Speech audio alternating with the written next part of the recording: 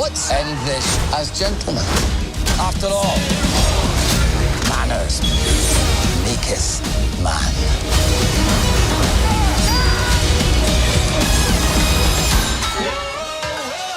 Why is it that boys are always so messy? We need to talk about that wild Russian sequence first. It's the only thing I want to talk to you about pretty much. What was your biggest memory of filming that sequence? Because it feels like the only thing that you could see in a Kingsman film, basically. Well, my memory is that it was very, very enjoyable to do. You know, spending time with Rafe on set is always, you know, deeply rewarding. And also my other resounding memory was how the hell are they going to stitch all this together?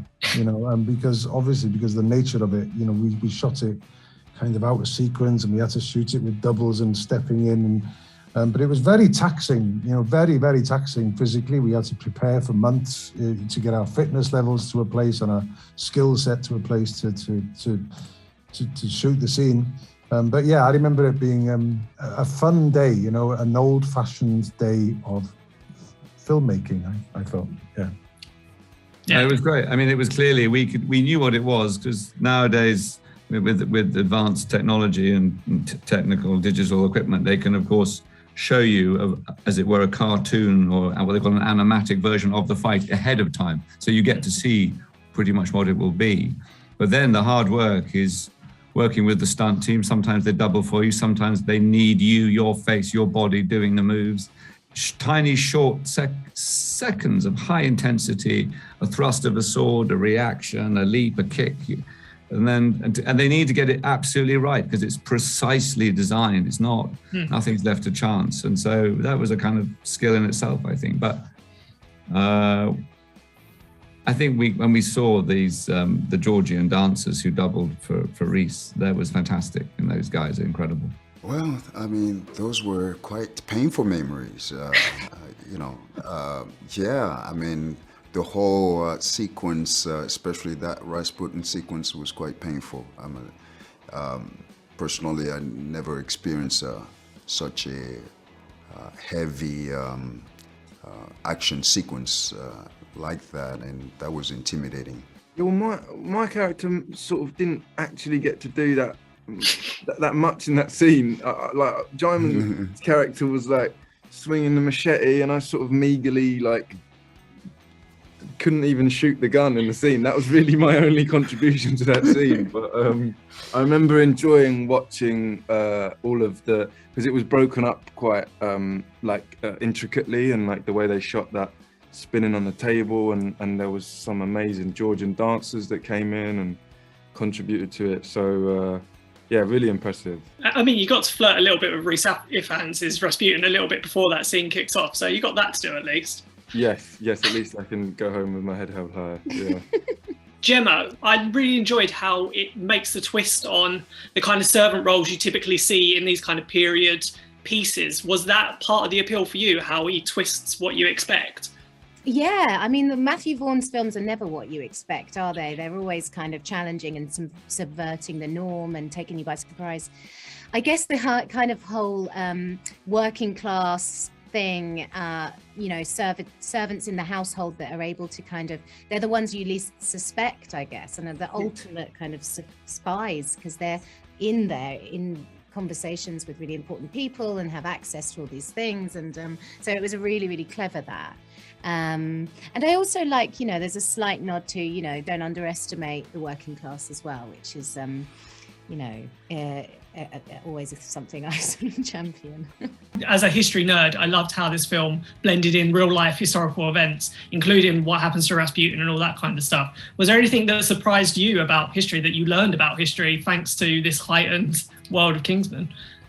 But the thing that I knew about the assassination in Sarajevo of Archduke Franz Ferdinand, but I didn't know that I always had the image of Gavrilo Princip coming out of the crowd with the gun and shooting the Archduke. I didn't know until Matthew that there was this thing of the missed bomb, that he threw the bomb and it blew up the car behind, but the Archduke then got away, went down a back street, and only there was Princip having a coffee, and we see that.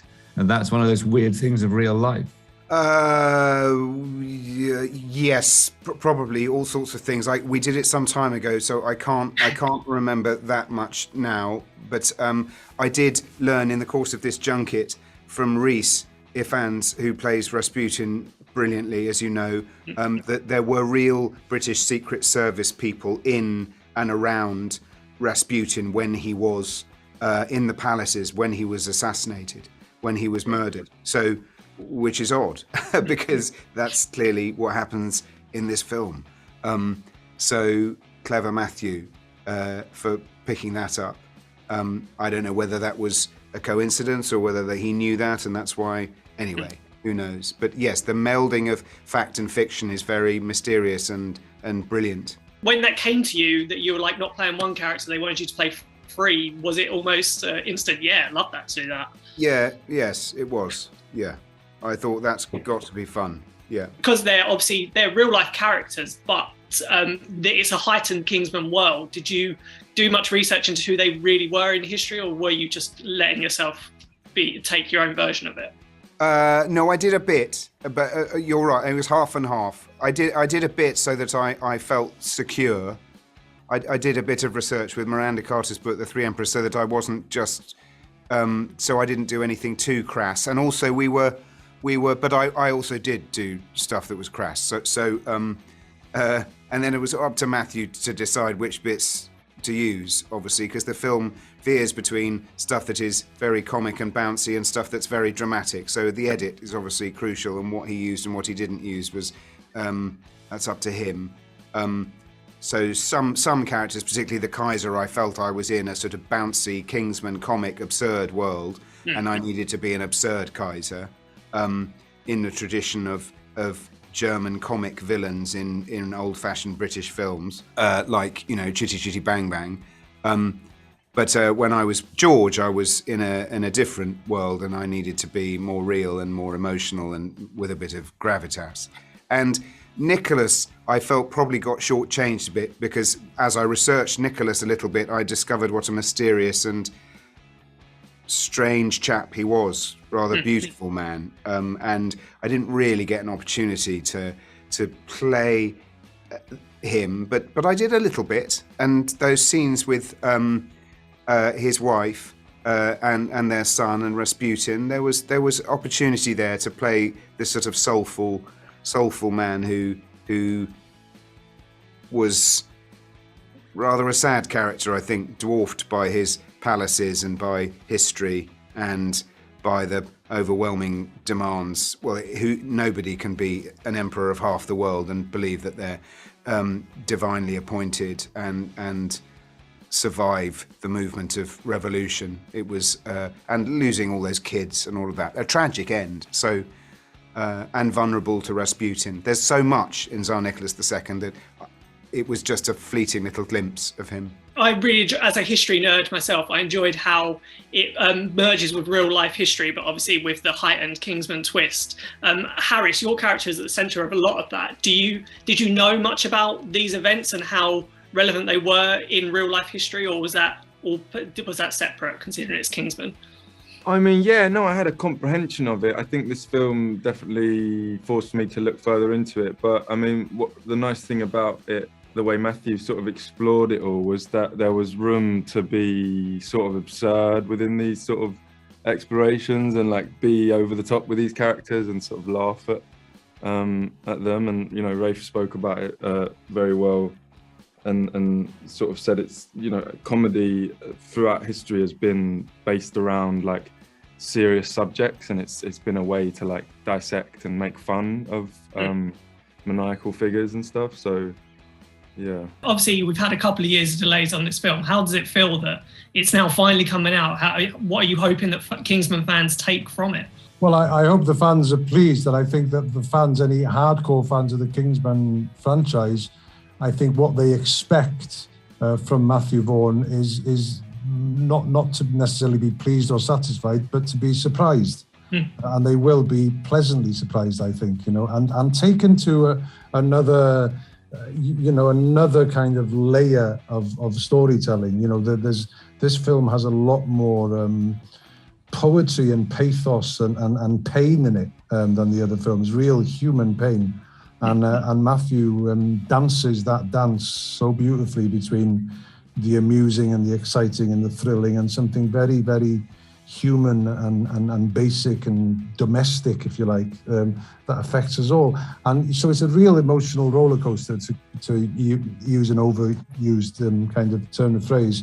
But I think after the last 2 years that we've all had to suffer these huge emotions largely on our own, the thought of a whole community of people leaving the house and going to the cinema and watching this on an epic canvas, and watching that collectively together is, I think it's the perfect film for the perfect time. Well, we hope that they experience an original story here. I mean, again, the previous two, of the franchise were, what it is. But this one, I think, it's a standalone type of film in which one can really follow up the rest of the series based on this. This is a foundational story, the first independent, secret agency, and so that said, I think it gives a very a great depth into the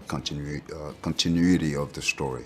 I hope they get a full calorie, full fat cinema experience, which they, even if it's a milk substitute, I hope it's tasty and rich, because people have not been able to live this life.